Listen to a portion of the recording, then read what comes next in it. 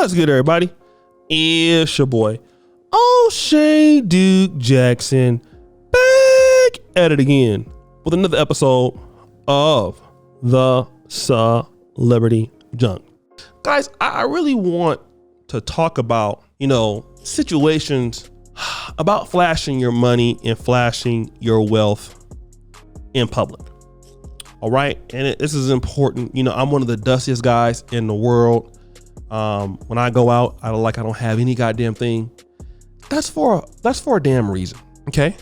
But you also got to remember that during COVID, during a time like this, where people are freaking damn near homeless, people don't have jobs, people are looking for a way to get your goddamn money. And I want to talk about it with Ravens running back Gus Edwards. Now, the brother is a Liberian.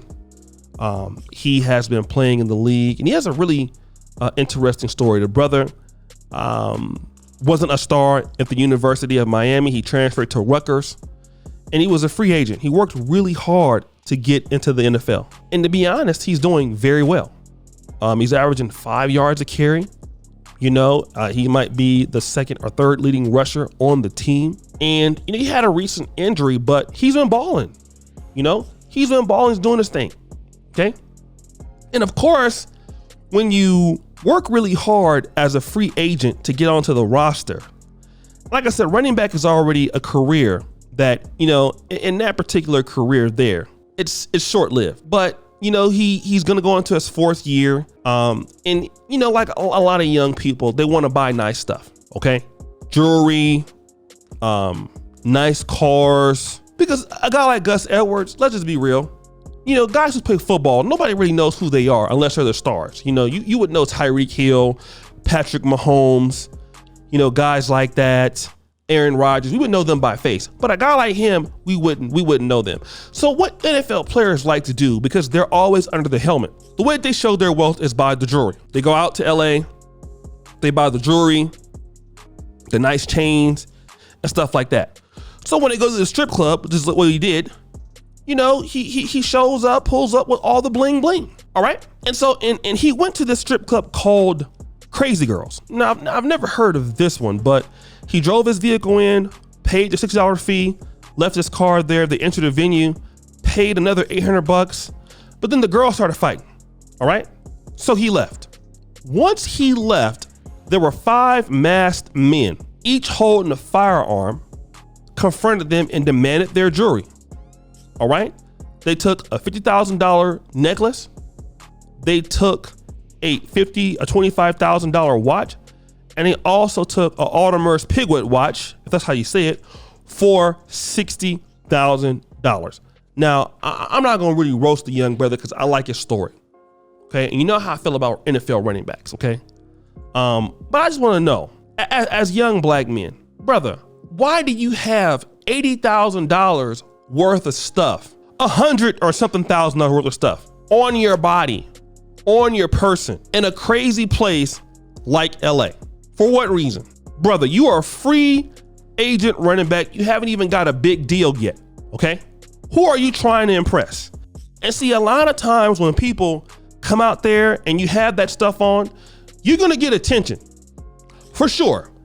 The attention that you're going to get is usually the wrong one. The wrong kind of attention. People who want to steal from you. And let me just say this. For many of us who get these little groupies and you get these little IG models and you get these people who don't mean any good, well, it's because you're advertising for them. Okay. If you have to put that kind of stuff on to get some of these IG models in LA, you don't need them, bro. Really, you don't. Some of these guys, I hate to say it, you'll be better off getting married and signing a prenup. Before you go out here and deal with some of these people, and I don't have anything wrong with strip clubs, but listen, some of these strip clubs, okay, with some of these young ladies out there, what are you going to get out of meeting them? You're spending $800 to go do that.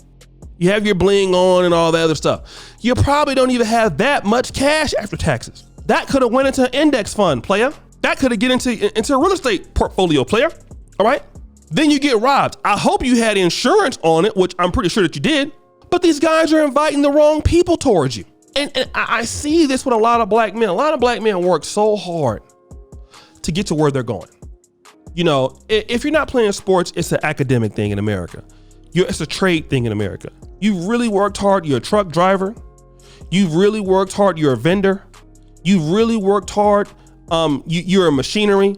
You've really worked hard. You've done all of these things. All of these things.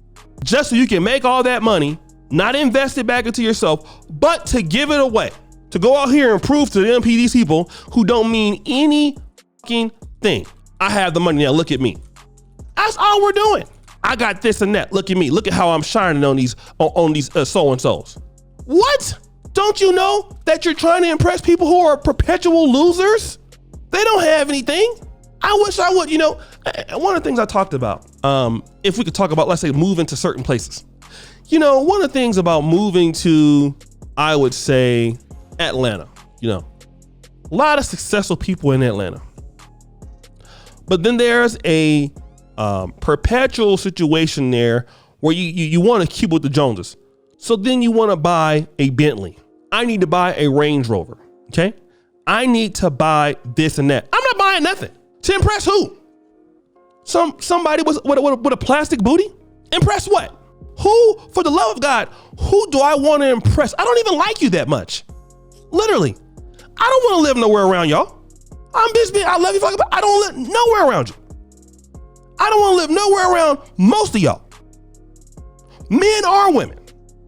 If I could get a mountain that was very nice and had internet, I would go there.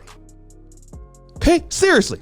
I'm saving money now to be in a gated community as we speak. That if you want to get into my house, you have to call like 37 codes. I don't want to be nowhere around you guys. And I'll be goddamned if I spend my hard-earned money trying to impress some of these ladies out there who, if I didn't have it on, wouldn't give me the time of day, number one. Okay? And number two, to get robbed by some of you Pookie and Ray Rays out there. I'm just not going to do it. I don't want to be nowhere near where you at. And if you smart, you can think like me. Okay? I go to nice places, exclusive places that are relatively safe, that Pookie and Ray Rays and drug dealers, try not to go to. All right? And now he wants to sue the strip club for the valet man telling on him. Well, bro, what did you expect? You're going to the strip club. Do you know what kind of losers hang out at strip clubs? What kind of bums hang out at strip clubs? People on drugs and people who do all kind of losers hang out there, including valets. Okay? Yeah, they called the thing to rob you. But bro, don't advertise what you, if you didn't advertise that because they didn't know who you were. All right? You're running back for the Baltimore Ravens. Nobody knows who you are. Unless, we know Lamar Jackson, we don't know you. Guys gotta start being smart.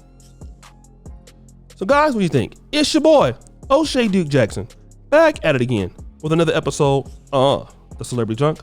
Remember you for all that you do. Subscribe with the bell. Check out the first clip at the top. And as you know, the buffoonery remains at an all-time high. I'm out.